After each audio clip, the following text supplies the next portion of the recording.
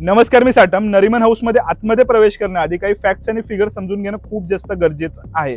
नाहीतर तुम्हाला इतकं तर कळेल की ह्या व्यक्तीने ह्या व्यक्तीला मारलं होतं, पण नक्की का त्यांना मारलं किंवा त्यांची निवड का झाली होती किंवा एकंदरीत हा विषय नक्की काय आहे त्याबद्दल तुम्हाला जाणून घ्यायचं असेल तर त्यासाठी हा व्हिडिओ खूप जास्त महत्त्वाचा असेल.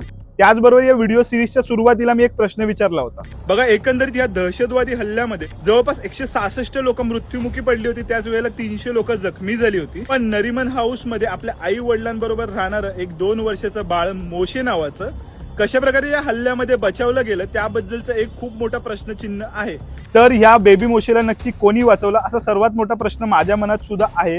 कारण ह्या हल्ल्यामधील सर्वात तरुण विक्टीम हाच आहे आणि इतक्या मोठ्या मोठ्या गोष्टी त्या हल्ल्यामध्ये वापरल्या गेल्या होत्या. म्हणजे AK-47च्या गोळ्या केवढ्या मोठ्या मोठ्या असतात, बॉम्ब गोळे केवढे मोठे मोठे होते, तरी सुद्धा ह्या बाळाला नक्की कोणी वाचवलं.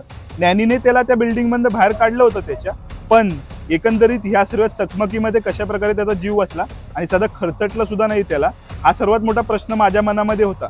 पण एकंदरीत रिसर्च करतच मला माझा तर्क लागला आणि तो तर्क मी तुमच्याबरोबर शेअर करणार आहे. एक्झॅक्ट इन्फॉर्मेशन नाहीये, पण हा माझा तर्क आहे आणि तुम्हाला त्याबद्दल काय वाटतं त्याबद्दल तुम्ही कमेंट सेक्शन मध्ये व्यक्त होऊ शकता. त्याचबरोबर त्याच वेळेला मी अजून एक गोष्ट सांगितली होती, ती म्हणजे व्हिडिओ सिरीजच्या शेवटी मी एक प्रश्न सुद्धा तुम्हाला घालणार आहे. त्याबद्दलचं उत्तर तुमचं तुम्हीच शोधायचं आहे. त्याबद्दलचं उत्तर मी निदान ह्या सिरीजमध्ये किंवा ह्या सीझन मध्ये तर देणार नाहीये. नेक्स्ट सीझन किंवा वेगळी सिरीज असेल तर त्यामध्ये मी त्याबद्दलचं एक्सप्लेनर देईनच. आता मुख्य विषयाकडे वळतो. बघा, पहिलं तर तुम्हाला यहुदी किंवा ज्युईश धर्माबद्दल काही माहिती आहे का? माहिती नसेल तर सांगतो. यहुदी किंवा ज्युईश धर्माचा जो जन्म आहे ना, तो येशू ख्रिस्ताच्या जन्माच्या 2000 किंवा 1800 वर्षापूर्वी झाला होता. कुठे झाला होता असा तुमचा प्रश्न असेल तर त्याचं सिंपल उत्तर आहे, मध्यपूर्व आशियामध्ये किंवा अरबस्तानामध्ये त्याचा जन्म झाला होता. बघा, तुम्ही रिले बघितला आहेत का, ज्यामध्ये 4 किंवा 3 खेळाडू असतात, त्यांच्या हातामध्ये बॅटन असतं आणि हे 4 किंवा 3 खेळाडू एका टीम सारखे खेळत असतात. ते एक रेस धावत असतात, म्हणजे एका मागोमाग एक अशा प्रकारची गोष्ट असते. तर जगामध्ये कुठल्या धर्माची संकल्पना सर्वश्रेष्ठ यासाठी आपण एक रनिंग रेस ठरवली ना, तर त्यामध्ये रिले फॉर्मॅटमध्ये हे तिन्ही धर्म एक टीम म्हणून खेळतील.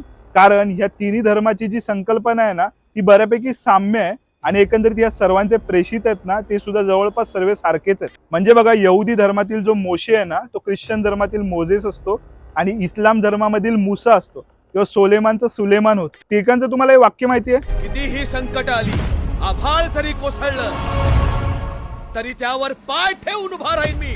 या वाक्यावर तंतोतंत खरा उतरत, परिस्थिती कितीही बिकट असली तरी एकदम तिखटपणे ताटकणा करून उभा राहणारा, आजूबाजूला न जुमानता स्वतःचं अस्तित्व ठामपणे सिद्ध करून ठेवणारा इस्रायल तुम्हाला माहिती असेल. याच इस्रायलचा हा यहुदी किंवा ज्युईश धर्म आहे.